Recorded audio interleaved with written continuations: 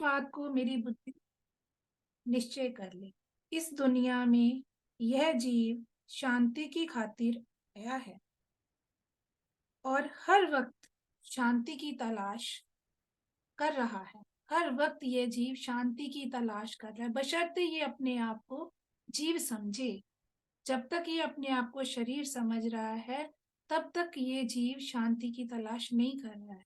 ये शरीर में सुख और दुख है, और जबकि महाराज जी कह रहे हैं कि ये जीव शांति की तलाश, जीव शांति की खातिर आया है और हर वक्त शांति की तलाश कर रहा है, मगर अज्ञानवश होकर अपनी इंद्रियों का गुलाम होकर बजाय शांति के अति ही संकट को प्राप्त होता है।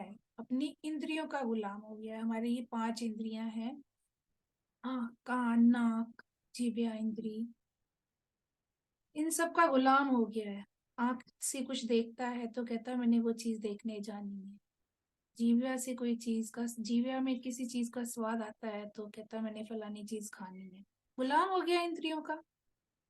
इस क्यों हो गया? क्योंकि अज्ञानता आ गई। अज्ञानवश होकर अपनी इंद्रियों का गुलाम होकर बजाय शांति के अति ही संकट को प्राप्त होता है। इस तरह हर एक मानुष मात्र पशु आदि इस गिरफ्तारी में बेजार यानी निराशा, निराश और बेकरार यानी अधीर, अशांत है। पशु भी अशांत है, मानुष भी अशांत है, और अपनी झूठी कामना को पूर्ण करने की खातिर रात दिन लगे रहते हैं। सबसे बड़ा जो है कामना यानी इच्छा, झूठी झूठी कामना को पूर्ण करने की खातिर रात दिन लगे रहते हैं। आखिर फिर दुनिया से रंज ही लेकर जाते हैं। आखिर अंत में इस दुनिया से दुखी होकर ही चला जाता है ये जीव, और आवागमन के चक्र में पड़ा रहता है। यह खेल ईश्वर का आश्चर्य है। विचार करना चाहिए हम सबको कि क्या हमारे साथ ऐसा ही हो रहा है। हो सकता है कुछ प्रेमियों के साथ नहीं हो रहा हो, पर मैक्सिमम लोगों के साथ ऐसा ही हो रहा है, क्योंकि ये बात महाराज जी ने कही। इस ही बड़े अजाब, इस ये बहुत बड़ा दुख है, आवागमन का चक्कर। बार बार जीव, यही अज्ञानता उसकी खत्म नहीं हो रही है, अशांति के कारण बार बार आवागमन के चक्कर में पड़ा है। तो महाराज जी कहते हैं इसी बड़े अजाब यानी दुख को महसूस करके बुद्धिमान पुरुषों ने असली खुशी की तलाश की। असली खुशी की तलाश बुद्धिमान पुरुषों ने की, जिसको हासिल करके हमेशा के वास्ते शांति को प्राप्त हुए। जिन्होंने हमेशा की शांति, हमेशा रहने वाली शांति पाई, किन्होंने पाई? बुद्धिमान पुरुषों ने।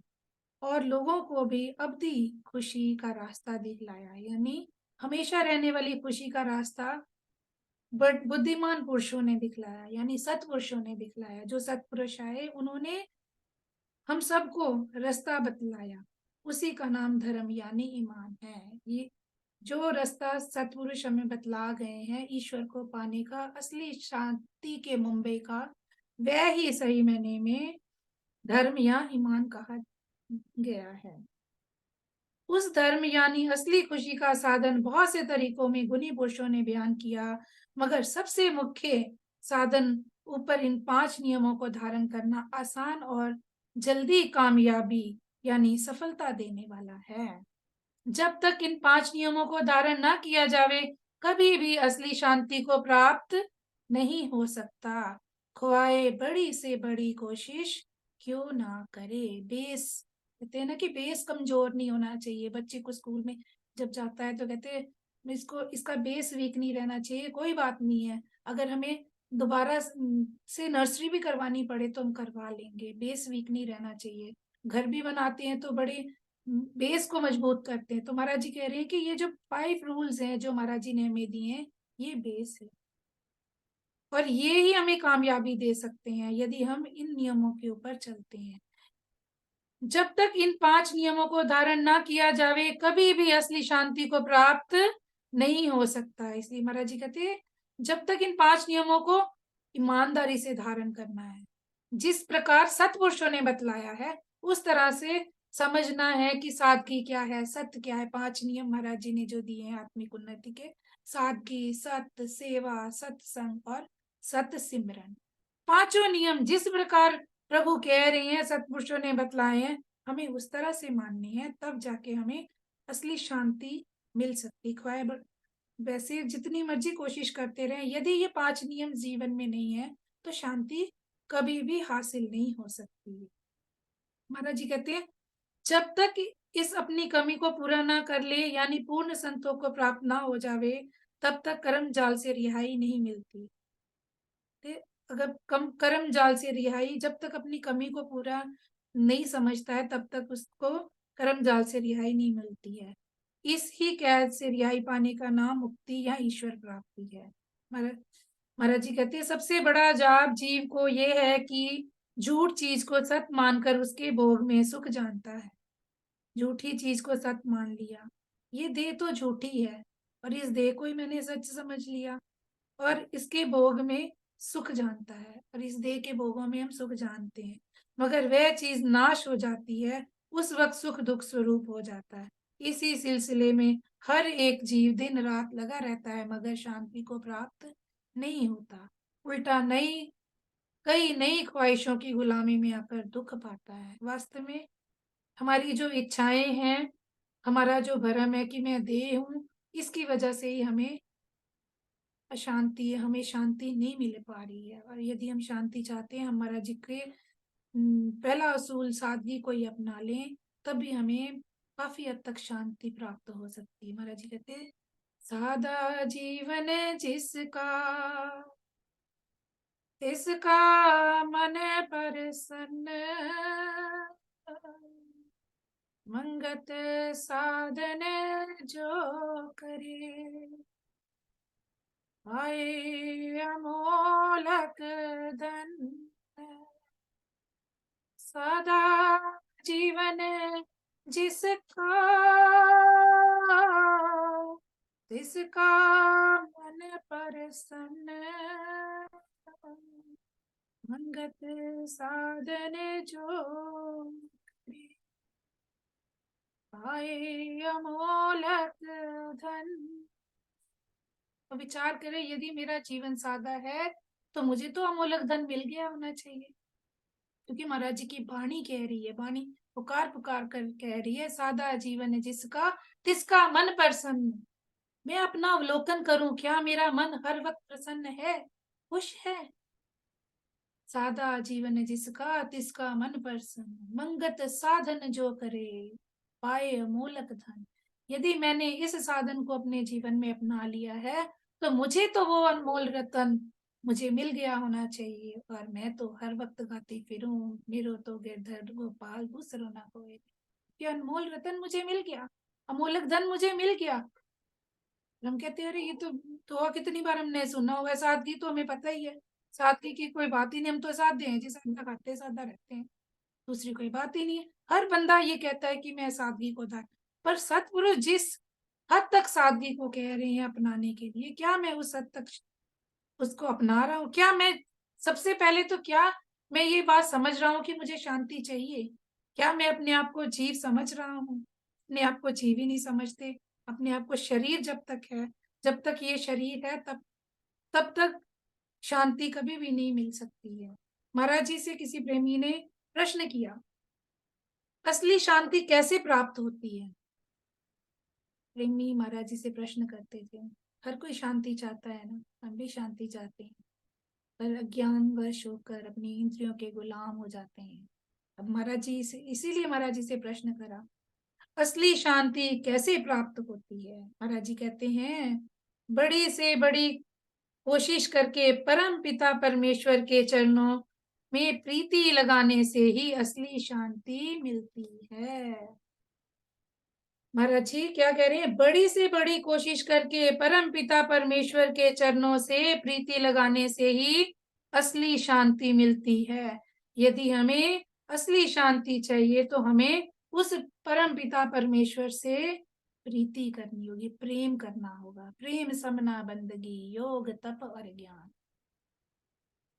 अभी अभी हमने जो प्रार्थना का शब्द सुना, उसमें भी महाराज जी हमें यही सिखा रहे हैं, ते जो बन का मान हरो प्रभ सिमर ली जो हर लाए, मंगत तिसकी भगत से सब जीव की विपता जाए। सारी जीव की विपता खत्म हो जाती है, जब इस देह जोबन का मान खत्म हो जाता है। सब जीवों की अंदरूनी चाहना निर्मल शांति की प्राप्ति है। महाराज जी कह रहे हैं हर हर एक जीव जो है उसकी अंदरूनी चाहना निर्मल शांति की प्राप्ति है, जो तमाम जरूरतों यानी कामनाओं के त्याग करने से प्राप्त होती है। अब निर्मल शांति कैसे प्राप्त होती है? अपनी जरूरतों और इच्छाओं का यदि ये जीव त्याग करता है तब उसको शांति प्राप्त होती है। महाराज जी फिर आगे हमें समझा रहे हैं, कामनाओं का त्याग देह परायणता के त्याग करने से और ईश्वर परायण होने से प्राप्त होता है। कामनाओं का त्याग देह परायणता के त्याग करने से, कि मैं शरीर नहीं हूं ये भाव निकल जाए, करने से और ईश्वर परायण होने से प्राप्त होता है। जो कुछ भी इस देह से हो रहा है मैं नहीं कर रहा हूँ, प्रभु कर रहे हैं। आसक्त नहीं होना है, ईश्वर परायण होने। ईश्वर परायणता यानी तू करता तू हरता सर्व तेरी आज्ञा, सब कुछ ईश्वर की आज्ञा में हो रहा है। सत असत अच्छा बुरा सब कुछ ईश्वर आज्ञा में हो रहा है। ये भाव यदि मेरे मन में आ जाए और मैं अपनी इच्छा से कुछ ना करूं, सब कुछ उसकी इच्छा में हो, राजी बजर राजी व रजा रहने की आदत मुझ में आ जाए, प्रभु की कृपा ऐसी हो जाए कि मुझ में राजी व रजा रहने की आदत, मेरी हैबिट हो जाए कि कुछ भी हो रहा है मुझे पता ही नहीं चल रहा है। कुछ सामने आ गया तो खा लिया, जैसा आ गया वो ग्रहण कर लिया। नमक डला नहीं डला मुझे स्वाद का पता ही ना चले, कुछ खाया तो मुझे स्वाद का पता ना चले। इस प्रकार ईश्वर परायण हो जाए। देह परायणता का त्याग सादगी सत्य सेवा सत्संग सत सिमरन आदि नियमों की धारणा के बल से प्राप्त होता है। यदि हम देह परायणता का त्याग करना चाहते हैं तो महाराज जी कहते हैं तो ये 5 नियम सादगी सत्य सेवा सत्संग सत सिमरन आदि नियमों की धारणा के बल से प्राप्त होता है। यानी तमाम सुखों की मुनासबत हासिल करके गैर जरूरी जरूरतों का त्याग करना और अपने आप को ईश्वर आज्ञा में निश्चित करना, यह भावना देह अभिमान और स्वार्थ यानी खुदगर्जी से निजात यानी मुक्ति देने वाला है और असली कल्याण का स्वरूप है। ईश्वर आज्ञा में निश्चित करना, यह भावना देह अभिमान और स्वार्थ यानी खुदगर्जी से निजात देता है और असली कल्याण का स्वरूप है। महाराज जी कहते तू धीरे धीरे अपनी पहले तू गैर जरूरी ख्वाहिशों को तो छोड़, जिन चीजों के बगैर तेरा गुजारा हो सकता है उन चीजों को ही छोड़ दे। पहले उन चीजों को छोड़, धीरे धीरे तुझे छोड़ने की आदत पड़ जाएगी। अपनी तमाम खुदगर्जी और स्वार्थ का त्याग कर देना और केवल प्रभु आज्ञा में निश्चित होकर तमाम जीवों की कल्याण करनी और अपनी शक्ति के मुताबिक, यह भावना ईश्वर परायणता है।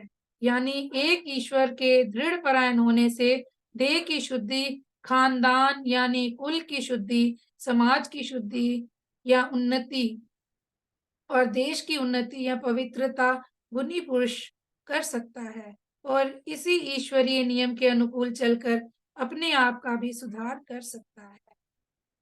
यानी तमाम खुदगर्जी को त्याग करके अपने फर्ज को समझते हुए निराभिमान होकर यथाशक्ति तमाम जीवों का कल्याण करना ही असली शांति प्राप्ति का साधन है। महाराज जी कहते हैं सब जीवों का कल्याण करना, सब दूसरों के सुखों में अपना सुख ढूंढने में ही असली शांति है। जब हम किसी के लिए कुछ करें और भाव ये आए कि इस देह से कुछ कार्य हो गया, सेवा इस देह से प्रभु ने करवानी थी, हो गई, मैंने कुछ नहीं करा, मेरी होमे खत्म हो जाए।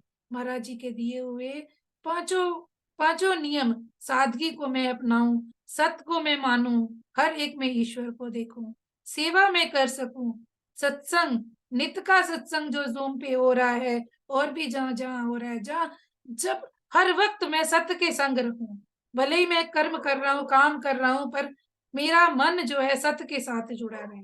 ईश्वर का संग, सत्य का संग मतलब होता है ईश्वर का सत्य, ईश्वर का संग करना। सत्य सिमरन जो महाराज जी ने बतलाया है, अपनी उम्र के मुताबिक यदि मैं सत सिमरन कर पाता हूँ, कर रहा हूँ, तभी मैं सोच सकता हूँ कि मुझे शायद शांति मिल जाए, वरना शांति बहुत दूर है। महाराज जी से प्रेमी ने कहा क्या इस शरीर में शांति प्राप्त हो सकती है? महाराज जी कहते नहीं प्रेमी, शरीर में तो सुख दुख ही होते हैं, शांति केवल मात्र उस प्रकाश स्वरूप परमेश्वर के अनुभव में है, जिस द्वारा यह मुर्दा शरीर प्रकाशवान है। कोई शक्ति है जिस करके ये मुर्दा शरीर मुर्दा है। जब तक एक शक्ति इसके अंदर, वो शक्ति इसके अंदर प्रकाश कर रही है, तब तक ये जीवित है। ये बात मेरे अंदर दृढ़ता से होनी चाहिए कि मैं कुछ नहीं हूँ, ये शरीर कुछ नहीं है, मैं उस शक्ति के द्वारा चल रहा हूँ। महाराज जी इसलिए लिख रहे, जिस द्वारा ये मुर्दा शरीर प्रकाशवान है, उस परम शक्ति परमात्मा के अनुभव के लिए सिद्ध पुरुषों के पास बैठना सीख। सिद्ध पुरुषों के पास बैठना सीख तू, सभी तू सीखेगा सिद्ध पुरुष। अब हम सिद्ध पुरुष कहाँ से लेके आए? महाराज जी हमारे लिए किस प्रकार मंत्र के रूप में विराजमान है हमारे लिए। हम मंत्र के रूप में ईश्वर का हर पल संग कर सकते हैं, उठते बैठते, उठत बैठत प्रणय को धारी, एक पलक न विसरे सतरूप मुरारी। औलियाओं के पास बैठने से खुदा के पास बैठना तुमको आ जाएगा। यदि मैं मंत्र को ईश्वर जानकर मंत्र के पास बैठना सीख जाऊं, तो मुझे ईश्वर के पास बैठना आ जाएगा। महाराज जी कहते, एक साहब की बंदगी मन तन जो धारे, मंगत ये सत शांति, सब गुनिया करी पुकारे। एक साहब की बंदगी मन तन लीजो हारे, मंगत सत शांति, सब गुनिया करी पुकारे। ओम ब्रह्म सत्यम सर्वदा।